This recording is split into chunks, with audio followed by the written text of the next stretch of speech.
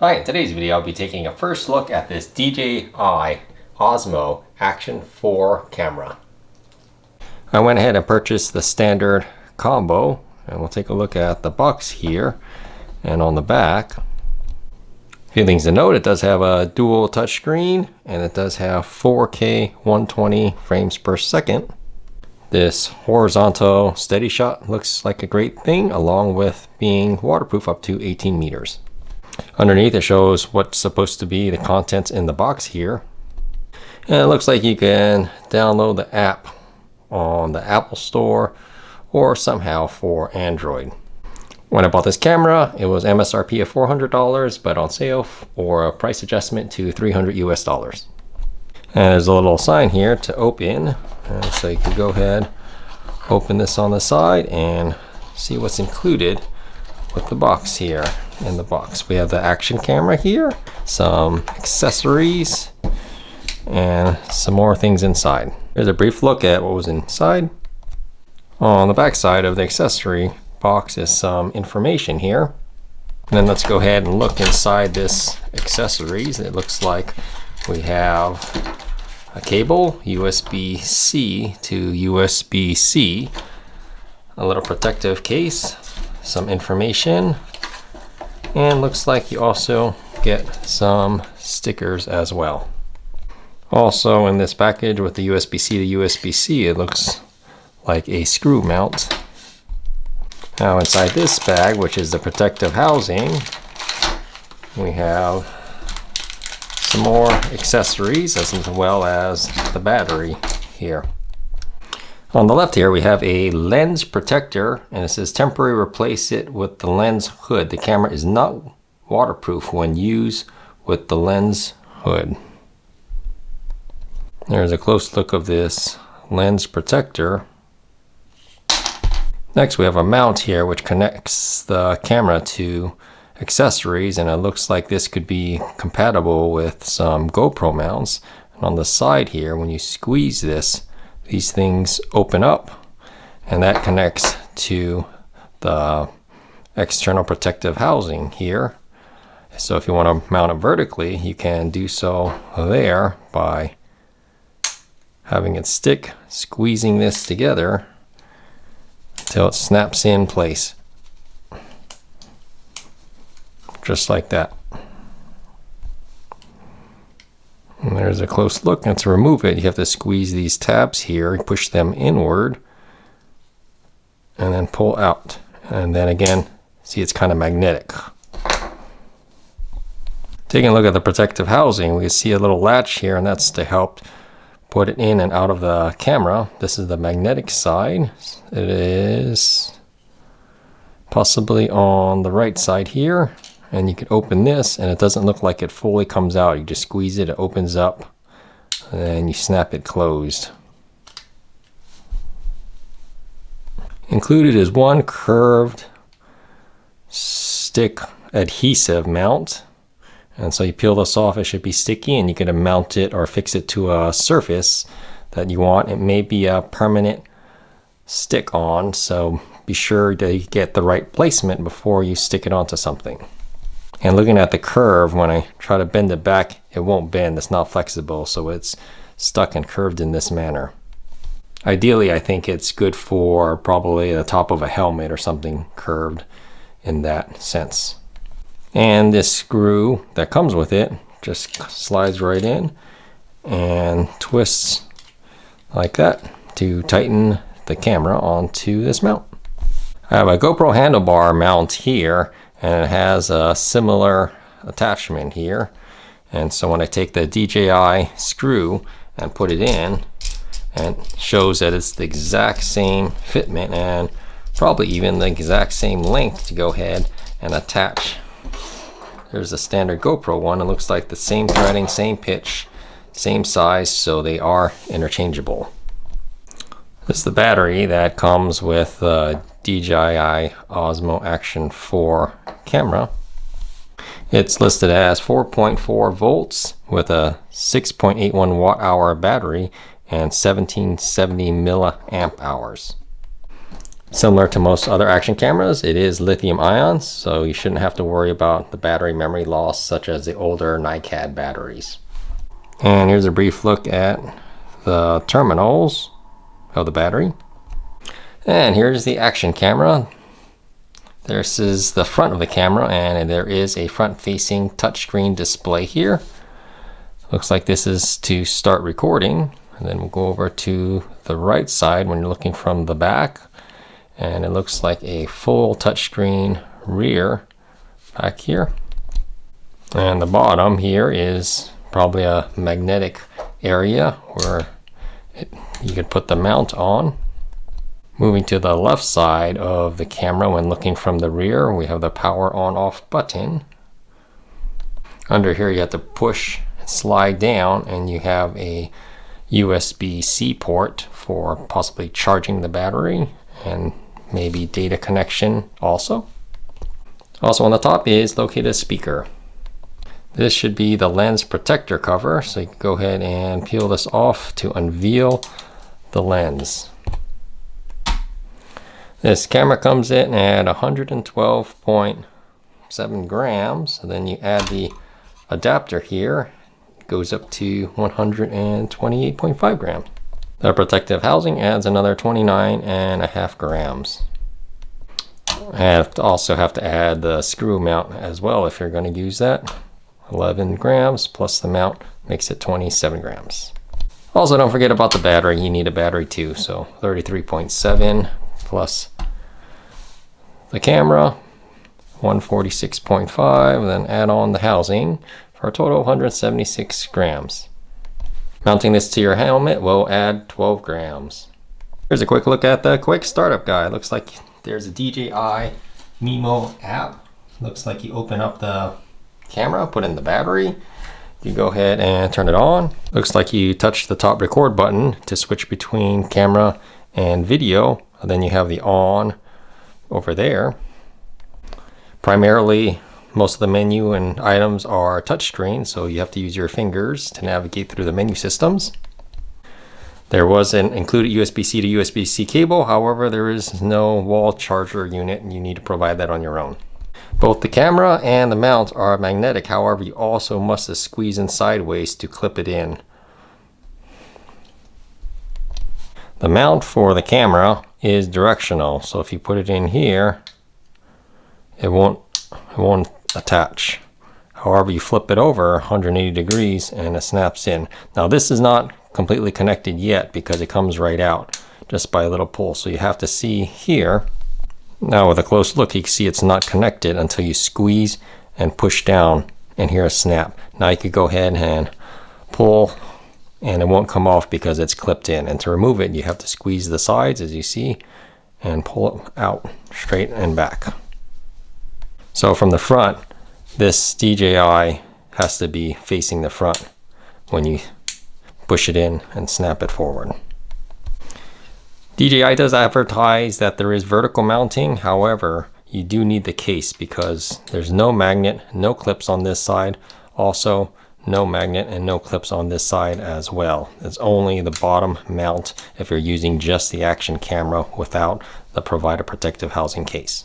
Now to use this protective case here, you want to line up the buttons to make sure they're on the same side, and when this is closed you just pull it up with your finger, open it up, and then you go ahead, put this straight down, push it in vertically, and then snap it, and now it's in its protective housing.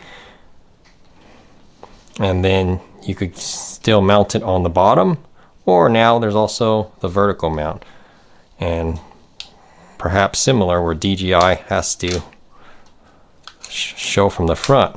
You could go ahead, push through, snap it in, and now you have a vertically mounted DJI Action 4.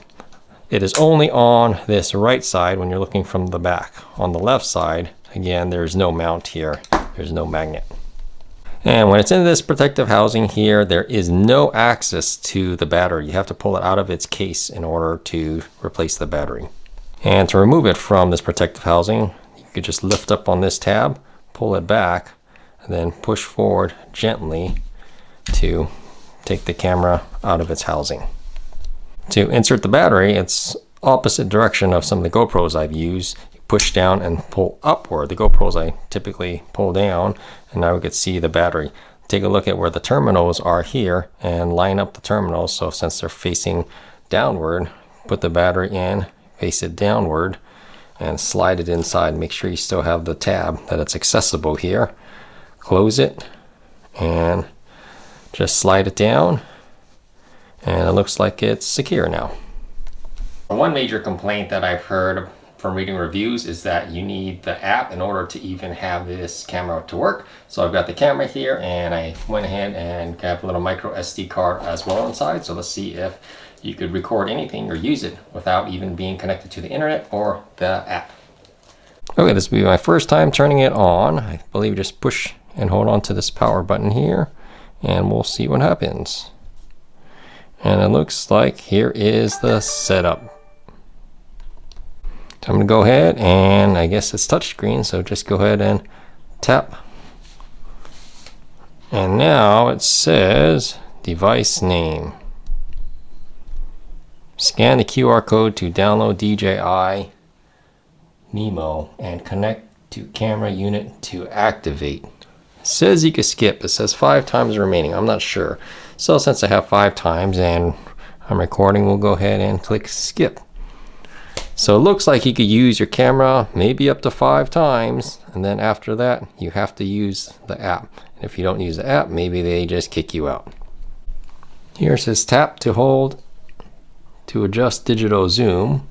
So it looks like you go between 1 to maybe you rotate this with your hands in increments of 0.1x from 1.0 to 2.0x. Oh, to check the battery level, we take a look up here. There are no numbers, just an indicator there. So I could tap, maybe tap the battery, and it does show 55%. And that's from a brand new box. Looks like here there's no micro SD card.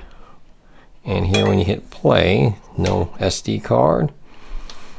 So this is probably to review video, slow motion, time lapse. Actually, this is to change how you shoot or what type of media you're recording. On the bottom here, you could tap to set stabilization and loop duration off, max 1 hour, but you do need the SD card here. And the resolution for 1080p, you could go all the way from 24 frames per second all the way up to 240 frames per second for slow motion. And then we'll look at the other ones as well here. Resolution 2.7K, 16:9, and also has similar options, but only up to 120 frames per second. Next, we could have the 2.7K, which is a 4:3 ratio, and that's only up to 60 frames per second, from 24 over to 60. And then we go to the 4K, 16:9, and the frame rate starts at 24 and can go all the way up to 120. With the 4K 4:3 ratio, aspect ratio, the fastest frame rate is 60 frames per second. So it goes between 24, and I'm not sure why they have 24 and 25, very similar, up to 60. On the top right, we have RS. That says rock steady, so this has to be for some type of stabilization. And there's some information here when you go to off. And to get back, you just tap on the back and then swipe down. On the right side, looks like the menu here. So you could change the field of view, you could change if it's low light, image adjustment here, and low light image adjustment or enhancement. In the Pro menu here, you could adjust the exposure, white balance, color, FOV, field of view, image adjustment, and low light image enhancement. The exposure determines how bright you want your video, so you could change it in terms of EV, which means like 1 stop or 2 stops, so that makes it typically twice as bright. And then on the right side, you could change the ISO and limit it so you can get less noise or less grainy. However, it might be a little darker of an image. So if you do automatically, it goes between 100 to 12,800 ISO. Then you go ahead, click OK.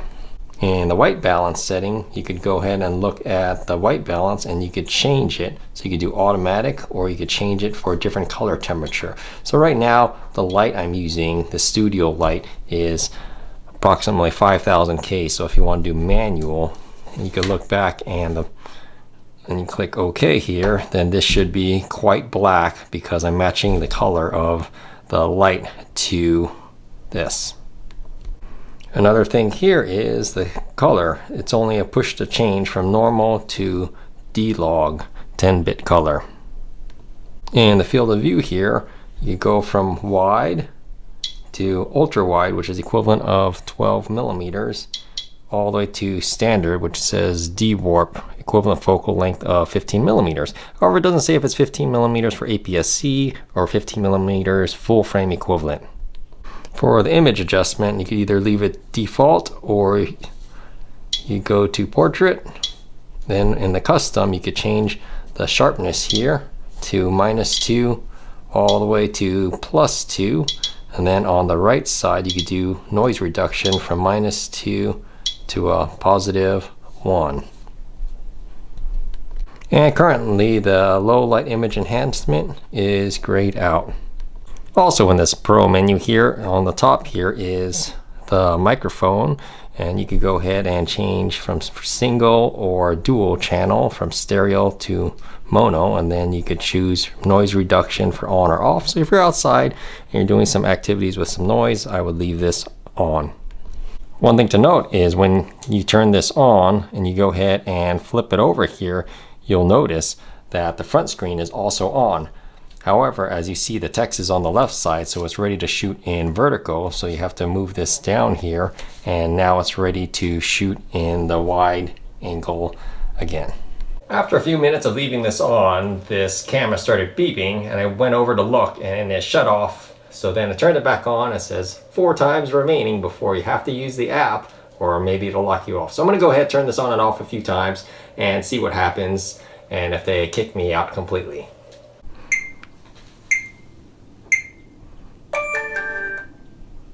To install the SD or micro SD card here, you open up this right side when you're looking from the rear and make sure that the terminals is facing downward, and you're going to go ahead and slide it in here very carefully, and then just push it all the way down until it clicks in there, and it should be all set like that. So I went ahead and turned it on and off a few times. And as you can see, it just gets stuck here. Before I used to say skip and you have so many times remaining. So let's go ahead and set up through the app. So this is where you may need a smartphone or a tablet, and go ahead and use your tablet here, and it shows click on a link here. So if you unbox this and you have no internet, this is what you come up with, and you can't use your camera anymore. And here's the website. Welcome to the Learning Center. And right now it doesn't really say how to install or set up your DJI Osmo Action 4. So I'm going to go ahead and try it one more time and click on this link. And now we come to this, and it looks like you have to get this DJI Mimo app. So go ahead and click on get. Next, you have to click on this download Android APK. And when you search the Android Play Store, there is no actual DJI Mimo app there. So downloading from the website, you have to go through this, and it says the file might be harmful. Then go ahead, click on the link and open the app. Then you come across this for the Android phone, that it's not even allowed to install apps. So you have to go into settings to allow it. Allow from the source, and you go ahead, do you want to install this app? Go ahead and click install. With the app installed, go ahead and click open. And this is the first time opening this, and you have to agree to a bunch of things, because if you reject, I'm pretty sure they won't let you install. Next, they ask you if you want to share your data with DJI, and there's either join or do not consider. So you can go ahead and click that do not consider. On the top it says tap here to connect to device, so I may have to go ahead and turn the Action 4 back on. Now that it's on, go ahead and up to the top left, click on device. And it requires access to your storage, possibly on the phone, to edit and download photos and videos. Do you want to access photos and videos on this device? Well, let's see if we first say don't allow, if we can connect to the camera. I just want to connect. Now it says it requires access to storage, so I can't even connect to the phone to the camera yet. So I have to go ahead and give it access. And now it says it also requires access to your location to search for a DJI device. So now they know exactly, pinpoint perhaps where you live or where you're setting this up. Then you also have to allow it to find nearby devices, such as the action camera here. So go ahead and click allow, and hopefully you can find the camera. And make sure that you go ahead and enable Bluetooth. So scroll down and enable, turn it on. After turning on Bluetooth, you can see this Osmo Action 4 camera, and go ahead and click connect. So on the camera right here, I didn't have to touch anything. It's automatically had Bluetooth on the whole time. So you check this 1132 on both sides and go ahead and click accept there. Then of course there are more product terms of use to agree to. And it is definitely a sizable agreement. They're not asking if you want to activate your warranty, so you could either do yes or no. But if you say no, then you're not allowed to use it until you enable it. Now it seems like they want more information from you, such as a login. So you have to go ahead and create a DJI account. And if you don't have one, you have to click to register. After you go ahead and register for the account with the email address and password, then you go ahead and click the login. Then you have to confirm, and then go ahead and activate it. And now there is asking if they want you to click to activate a plan, but on the top right, you go ahead and skip. And there's a questionnaire here, and look, and on the right side, finally, I can use the camera. So the action camera seems to be ready to use. And after all of that and the setup, it looks like the battery is down to 24%. And now that it's been installed, go ahead, if you want to, hold on to this, move it up there, uninstall. Okay.